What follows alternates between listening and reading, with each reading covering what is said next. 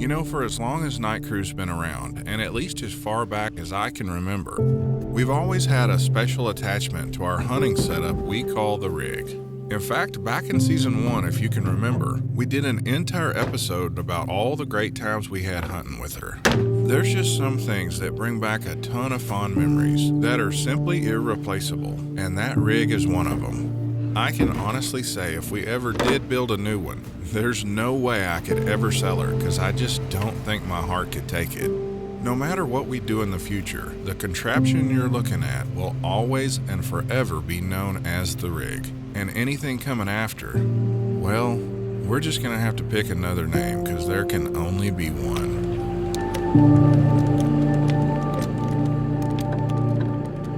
When we built her, we put a mounting plate in the center of the top platform to hold another contraption, whose purpose was actually what the rig was originally built for in the first place, to film predators at night. And those of you who've watched the show long enough may have already noticed something missing. It's something that's traveled with the rig everywhere she went for the better part of 10 years, like a permanent fixture ready to go at a moment's notice. And it was. It was the one thing I can genuinely say was an original idea or concept that had never been done before we introduced her to the world. I guess you could say it's the one thing we'll die knowing we gave to the sport of night hunting, and that's simply a better way to show it. And that's something we'll always be proud of, as it accomplished giving the world a glimpse into our world like nothing prior. Pardon the pun, but at the time, it shed the biggest light on the greatest sport on the planet, literally, and created an entire new chapter in our story.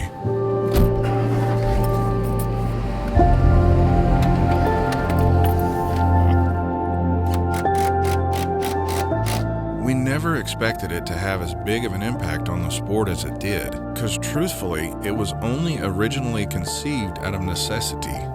We saw a problem, and we fixed it. We never knew it would evolve like it has. Our light system has gone on to a new home, and hopefully its new owner will keep her in the action like we did. I would venture to say that particular light system has seen more kills on camera than any other light that exists on this planet. And that's no joke or exaggeration. And tonight, I want to share the last images we ever took with her. This is the final countdown.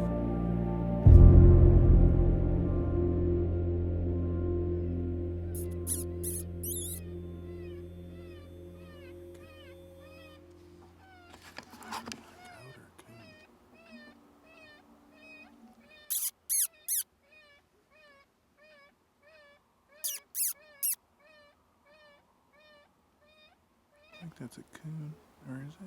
That's a cow. That's a cow.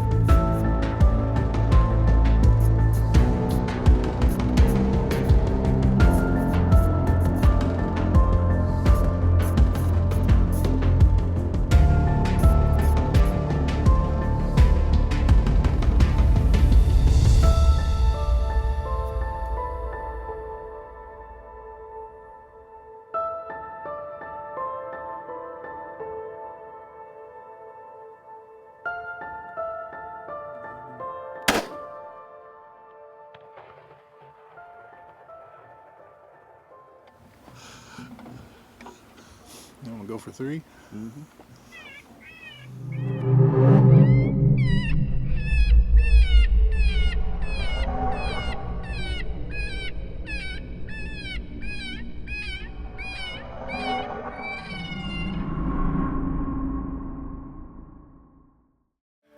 Talk about a plan coming together. It's about time we had some luck go our way. That ain't no lie. That's the first time the wind's ever worked in our favor. I know. That's not a bad cow there. No, he's not. He had to run right by that other one. That other one's just right out there, about another 20 yards. Yeah. Why don't you drag him over here? All right, let me go get him. Man, time really flies. It's hard for me to believe this was already 3 years ago. I guess when you're having so much fun, it passes by you faster than you realize. This is one night I'll always remember too, as it was the last kills I ever got with Gary from the truck. I'm sure that's the male. Nope, that's a big old female. No kidding. That's another female. That's a big female. That sure as heck is a big female. You know, we had to drove right by that sucker coming in here. Mm-hmm. When we pulled in this place, we pulled up for a south wind, and the wind was blowing completely the opposite direction where we thought it was going to go. And usually, if that's the case, they always come from the worst possible spot. As soon as we got set up, seemed like the wind shifted around a little bit out of the northeast, and that's the direction they came from. Yeah, that worked in our favor. It's usually the other way around. Yeah, Murphy must have stayed home tonight. Well, it's about time we had some luck go our way. That ain't no lie. We'd been struggling a little bit that year, which made this stand extra special. They seem to count a lot more when they're harder to come by. These are memories I wouldn't trade for this world. And the best part is, I can relive them over and over as much as I want, all because of those lights. There's really only one scenario that comes to mind where those lights ever really struggled. But it was something that every light struggles to penetrate. And that was an extremely dense fog. I call this coyote the fog dog for obvious reasons. The fog was so thick on this night, it almost had a creepy feel to it. And we usually try to avoid hunting in real foggy conditions with lights like this, as it can often have a strange effect on the animal when, to them, your light kind of turns into a big, scary arm reaching out to get them from the darkness. But on this night, we just really wanted to hunt, and we just didn't realize how thick the fog was till the big lights came on. But it made for some really cool footage.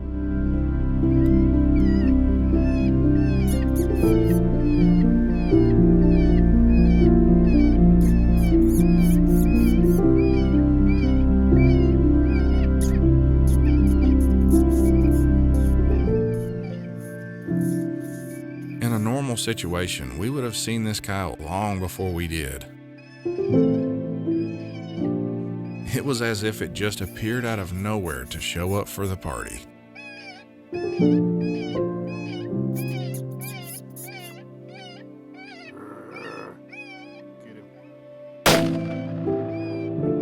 Neither of us could believe it got in on top of us like that, but it dang sure did. How in the world did he get that close without either of us seeing him? Oh, God, I don't know. Wow. I mean, it was just like all of a sudden he got close enough through the fog that I could see him.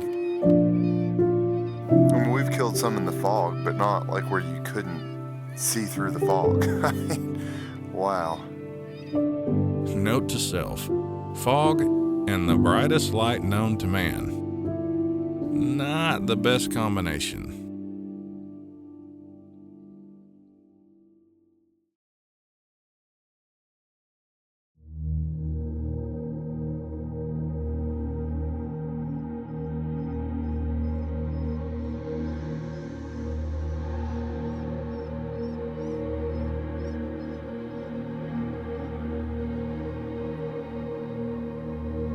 We didn't know it at the time, but this would be the last stand we would ever capture with those lights. And it would also go down as hands down the longest encounter we ever had with a cat, even to this day. In a nutshell, from the time it was spotted till the time we pulled the trigger was 24 and a half minutes. In fact, we're actually picking up at close to the 10-minute mark because it took him forever to close the distance. He was in no hurry and brought the term zigzag to a whole new level. This right here is why we built those lights, folks. To show you things you wouldn't normally get to see. So let's just all enjoy it.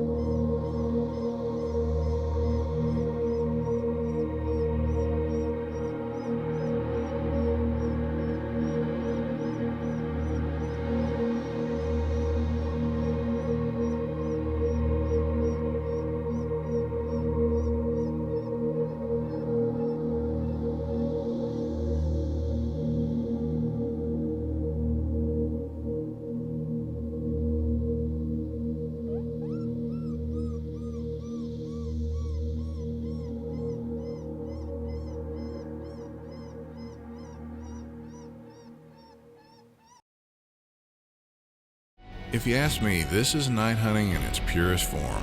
You just can't hardly beat getting to watch a full-grown bobcat sneaking his way inch by inch into what he thinks is his next meal. Not knowing what lies behind the curtain is not what it seems. They say when you're about to die, most see a big bright light. Well, this cat's seeing his.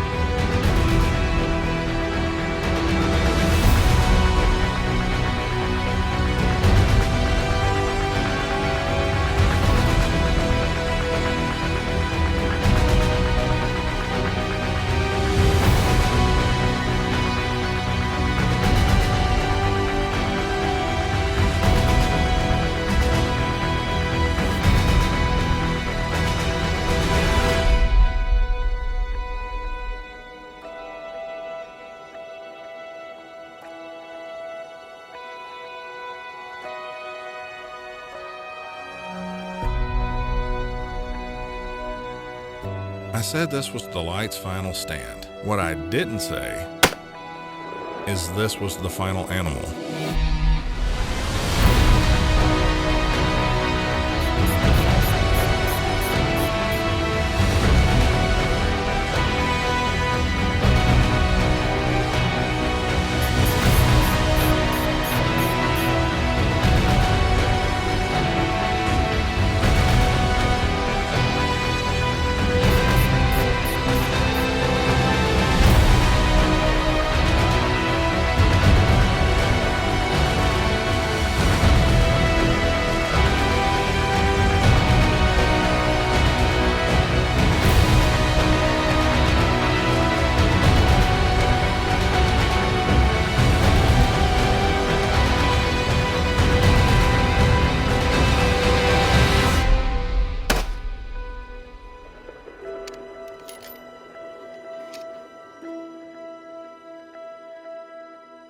That's a good cat, Ronnie. It's a big old Tom.